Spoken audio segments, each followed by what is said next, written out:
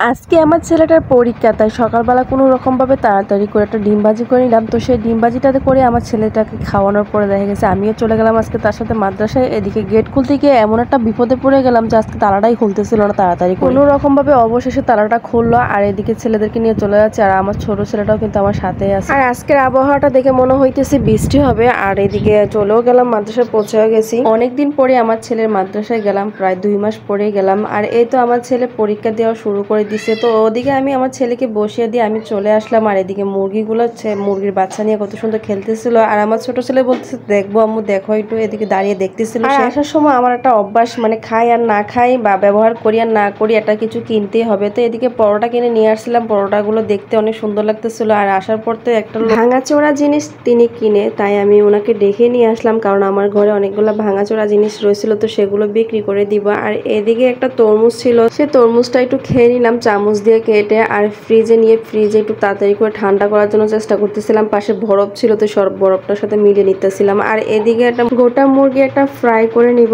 ছেলের আবদার ছিল যে পরীক্ষা, আজকে আমাকে একটা মুরগি খাওয়াবো, তো সেই কারণে আজকে এই মুরগিটা করে নিলাম। এই রেসিপিটা আমার পেজে দেওয়া আছে নিচে, আপনারা একটু দেখে আসবেন যদি দেখতে মন চায় কি করে কি করলাম। আজকে আমার ভয়েস দিতে খুব কষ্ট লাগতেছে, কারণ শারীরিক আর মানসিকভাবে আমি খুবই অসুস্থ, তাই সে কারণে দেখেছে আজকে ভালোভাবে ভয়েসটা দিতে পারলাম না। যেহেতু রেগুলার ভিডিও দিতে পারছি না, তাই দিয়ে দিলাম।